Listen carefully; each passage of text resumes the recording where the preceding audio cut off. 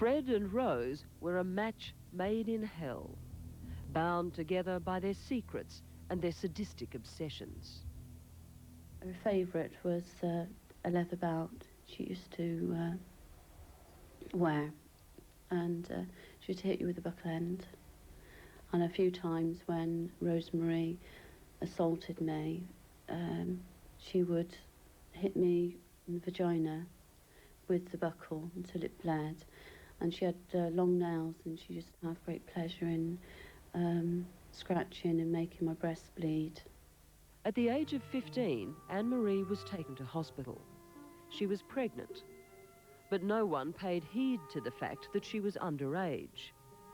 Had the authorities bothered to investigate what is a crime, they would have discovered that Fred was the baby's father. How many more times during your young life were you raped? There's actually too many to number. It was very much a normal situation. When I was younger, I thought it was their way of showing love, and I was just being awkward, you know, by crying and being silly. Signs of the horrors Fred and Rose West inflicted on their children were there for all to see, in their behaviour, in their physical injuries. And it now seems incredible that no one in this community heard the children's cries. Authorities the world over can learn from the mistakes made in the West case. So many lives could have been saved had they acted.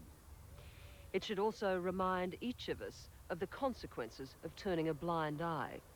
Had just one person chosen to get involved, the atrocities Stephen, May and Anne-Marie describe would never have continued. I went in and Mum was smiling. She said, "Oh, could you go in the bathroom, please, and strip off?" So I said, "Okay." So I went in there, and there was a belt and 2 pieces of wire hanging up, and I thought there was something wrong. And she tied my hands together with a piece of wire, and she tied the other piece in between that and told me to lie on the floor by the toilet, so I did. She tied it around the bottom of the toilet, and then got the belt, and she always used the buckle end, never the other end. And then she said, "Right, you're going to tell me what you've done." And I had done nothing, and I said, "Nothing." So she hit me for about 10 minutes, and then she asked me again, "What have you done?" And then I started making up things, just trying to guess what I'd done. And how long did the beating go on for? 25 minutes. And then she untied me and told me I had cuts and obviously a bit of blood and that, and I just got a towel and wiped myself over, got dressed. She sent me back to school.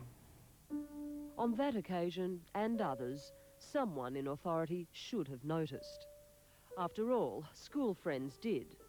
And on one occasion, a schoolmate even initiated an investigation by the Child Protection Service.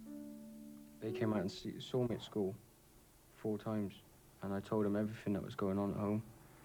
And was it a big step for you to talk to them? Oh yeah. Oh, I didn't tell them everything. I told them everything I could get out of me to say, you know, and it was mostly, you know, everything that happened, and basically they left me with an option at the end of the day. They said, "Do you want us to go and arrest your mum and dad?" And I said, "No." I mean, you ask a 13-year-old child that and you're not going to get a very good answer, because I didn't really. That was 1985. For 9 years afterwards, the Wests were able to continue their murderous spree.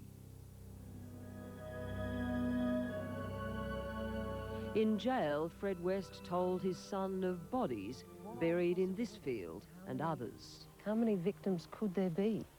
Oh, I mean, he said he started when he was about 19. But Fred West refused to tell anyone exactly how many women he and Rose had murdered. Never a year went by when he didn't kill someone. So it could be 30, 40 women. Just never know. What exactly did he tell you? What did he confess to you? He said there's more and they're finding them. They've got to find them themselves. I've helped them all I'm gonna. It's funny, I got nervous talking to him because I didn't really want him to. I wanted him to tell me so I could help other people, but I didn't want him to burden me with it because I didn't know. It was a hard situation to be in. Far worse for Stephen was what his father told him about a distinct childhood memory of events the week after his much-loved sister Heather had suddenly disappeared. It was half term then, and he asked me could I dig a pond in the garden the next day. I dug a hole in the garden, put some blue plastic down, and he said, great. And then he found Heather there 14 years later. Your father had asked you to dig Heather's grave? Yeah. When you spoke to your father in prison about Heather, what did he tell you then? He said that he cut her body up and put it into a dustbin, put it in the cupboard under the stairs. And what did you feel for him as those words were coming out of his mouth? I just hated him. I was just saying in my head, you know, you sick bastard, you know, how could you do it to us? On New Year's Day, 1995, Fred West committed suicide in jail, leaving Rose to stand alone in the dock facing 10 counts of murder. She was sentenced never to be released, and the children never to be released from their torment. The guilt, the sorrow, the hurt, the confusion. Why guilt? I'm alive, I'm here. When they would say for me to do things, and I would do it, I wouldn't question. Charmaine didn't. Charmaine stood up to them. And I just went, you know, took the easy route, I suppose, in some ways. For the children of 25 Cromwell Street, forsaken by child welfare for all those years, there is now a final irony. As far as the authorities are concerned, the sins of their father and their mother are now their burden.